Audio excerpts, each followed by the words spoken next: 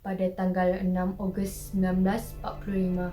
Sebuah bom atom yang diberi nama Little Boy telah digugurkan ke atas Hiroshima dan berlakunya pelbagai kerosakan. Mendengar saja kabar ini, Jepun mengadakan mesyuarat pada 8 Ogos dan memutuskan bahawa mereka akan meneruskan peperangan. Melihat semangat Jepun yang tidak kalah, Amerika Syarikat tidak berpuas hati dan menjatuhkan bom atom yang kedua yang diberi nama Fat Man ke atas Nagasaki pada 9 Ogos 1945. Kesan daripada kejatuhan bom atom ini, akhirnya Maharaja Hirohito memutuskan Jepun menyerah kalah pada 15 Ogos 1945. Jepun meminta agar pemerintah Maharaja diiktiraf dan dipersetujui oleh pihak bersekutu. Peristiwa ini sekaligus telah menamatkan pendudukan Jepun di negara kita dari 15 Februari 1942 sehingga 12 September 1945. Assalamualaikum, hai semua. Kembali semula ke channel ini bersama saya Nur Syazana akan mengupas tajuk pelajaran kita. Hari ini kita akan belajar berkenaan keadaan tanah Melayu selepas pendudukan Jepun.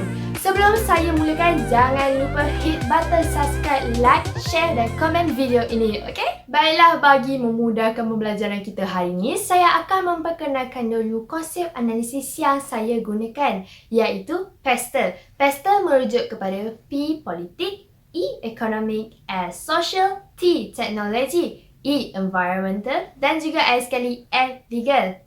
Okey, untuk belajar kita hari ini, kita hanya akan mengaplikasikan 4 sahaja, iaitu politik, ekonomik, sosial dan legal. Ayuh kita mulakan. Grab your book, take your pen and join me. Pertama sekali, politik. Pada waktu itu, selepas saja Jepun menyerah kalah, negara kita pun mengalami masalah politik yang tidak stabil dan berlakunya krisis Gap of Transition atau lebih dikenali sebagai kekosongan kuasa politik. Mula-mula sekali, British ni lah yang memerintah tanah Melayu sebelum Jepun datang. Jadi, lepas sahaja Jepun menyerah kalah, hak kuasa memerintah tu pun jatuh kembali ke tangan British. Jadi, pemerintah tertinggi tentera Asia Tenggara, Lord Louis Mountbatten, dia pun merancang untuk mendarat semula ke tanah Melayu dengan segera. Tetapi dia tidak dibenarkan. Sehingga selepas upacara penyerahan rasmi oleh Menteri Luar Negara Jepun, Mamoru Shigemitsu, kepada General Douglas MacArthur, iaitu seorang pemerintah tertinggi tentera bersekutu di Pasifik pada 2 September 1945 di atas kapal Missouri. Jadi sebab British dilambat sangat nak datang ke tanah Melayu, kesempatan memerintah tu pun diambil oleh Bintang 3 PKM melalui MPAGA. Bintang bertiga ni pun keluar daripada tempat persembunyian diorang kat dalam hutan dan mengisytiharkan diri mereka sebagai pemerintah di tanah Melayu. Baiklah, yang kedua, ekonomi. Seperti kita tahu, ekonomi di tanah Melayu ni membangun dengan sangat baik. Tetapi pada Perang Dunia Kedua, British telah melumpuhkan ekonomi tanah Melayu dengan memusnahkan lumbung biji timah, ladang getah dan juga alatan asas. Supaya nanti bila Jepun nak menguasai tanah Melayu, mereka menghadapi kesukaran untuk membangunkan ekonomi kita. Bayangkan betapa teruknya ekonomi tanah Melayu ketika itu. Jepun terpaksa mengambil segala sumber makanan di tanah Melayu sebab dia sendiri menghadapi masalah kekurangan makanan untuk tujuan industri dan juga operasi perang. Ekonomi di tanah Melayu bertambah teruk apabila berlakunya pihak bersekutu menyekat ekonomi antarabangsa di tanah Melayu disebabkan berlakunya peperangan di Pasifik antara Jepun dan pihak bersekutu. Disebabkan sekatan pihak bersekutu dan juga kehabisan sumber mentah, ekonomi di tanah Melayu merosot dengan teruk sekali. Keadaan ini berterusan sehingga Jepun menyerah kalah. Pada ketika itu, penduduk di tanah Melayu menderita kerana mereka telah kehabisan sumber makanan dan juga punca pendapatan. Teruknya sekali sampai mereka nak makan pun susah sangat dapat makanan. Teruk kan? Baiklah, yang ketiga, sosial. Sewaktu bintang 3 PKM iaitu Parti Komunis Malaya memerintah di Tanah Melayu, tercetusnya beberapa pergaduhan dan juga rusuhan antara kaum yang membabitkan Cina dan Melayu. Pergaduhan ini telah tercetus disebabkan kekejaman bintang 3 ni. Diorang telah menjatuhkan hukuman mati kepada sesiapa sahaja yang bekerjasama dengan Jepun, terutama orang Melayu. Disebabkan itu tercetuslah pergaduhan kaum sebab tak puas hati kan. Tentera bintang bertiga ni, dia telah pun menyeksa dan membunuh polis, askar, pegawai daerah dan pasukan sukarelawan Melayu. Tak ada sangat tindakan ni, tak ada. Hal ini menyebabkan populasi orang Melayu pun semakin berkurangan. Kerana dia dibunuhlah kan oleh bintang 3.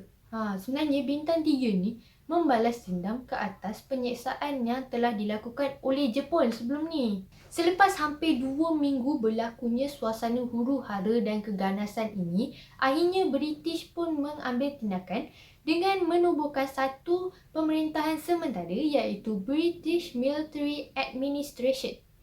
Pemerintah sementara ini dapat meredakan ketegangan yang berlaku di Tanah Melayu.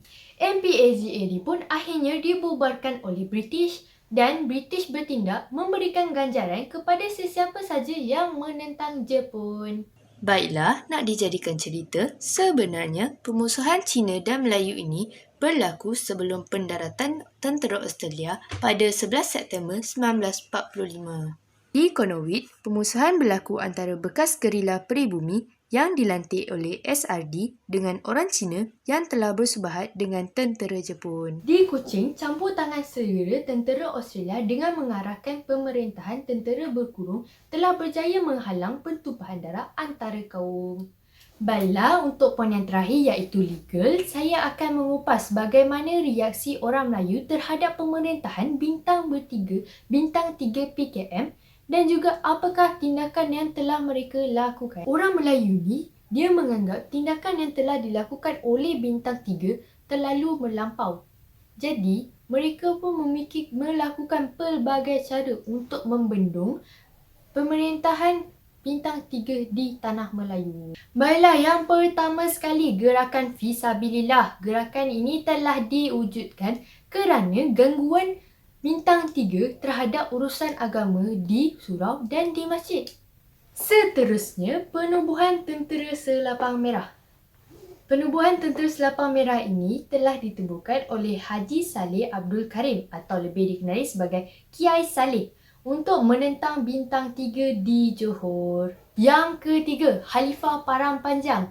Di Sungai Manik, Perak, Tuan Haji Bakri bin Haji Muhammad Saman telah pun menjadi Khalifah Parang Panjang dalam menghadapi ancaman bintang 3. Yang keempat ialah Dato' On Jaafar. Dato' On Jaafar ialah pegawai daerah di Batu Pahat. Peranan beliau adalah untuk menamatkan kekacauan dan memulihkan keamanan di Batu Pahat. Dato' On Jaafar telah pun melakukan rundingan di antara Kiah Saleh dan pemimpin Melayu dengan ketua bintang 3 iaitu Lai Cik dan Chin Peng di Dewan Perniagaan Cina Batu Pahat. Yang seterusnya, usaha raja-raja. Sultan Pahang iaitu Sultan Abu Bakar Yahyaddin Muazzam Shah telah pun berangkat ke Kuala Lumpur untuk mengingatkan penduduk agar tidak berlakunya pergaduhan antara orang Cina dan orang Melayu. Dan Sultan Perak, Sultan Abdul Aziz Al-Mutassim Bilal Shah juga mengadakan lawatan ke beberapa daerah untuk mengingatkan penduduk agar tidak berlaku pergaduhan antara orang Melayu dan orang Cina. Baiklah, kita sudah sampai ke penghujung pembelajaran kita hari ini. Kesimpulannya, pendudukan Jepun ini memperlihatkan perlunya rakyat mempunyai ilmu yang tinggi, terbuka minda, taat setia dan patuh kepada undang-undang negara untuk memastikan keharmonian negara terjaga. Selain itu, ilmu juga penting untuk memartabatkan sesuatu bangsa di samping bangsa itu sendiri mempertahankan identiti sendiri, tidak kira masa dan persekitaran yang sentiasa berubah. Justeru itu, kita perlulah mengamalkan sikap toleransi dan sikap muhibah untuk mengekalkan kemakmuran negara. Baiklah, itu sahaja untuk pembelajaran hari ini. Terima kasih kerana sudah menonton video ini. Okey, baiklah, semoga anda semua dapat ilmu yang ingin saya sampaikan ini ya. Sehingga berjumpa lagi. Bye.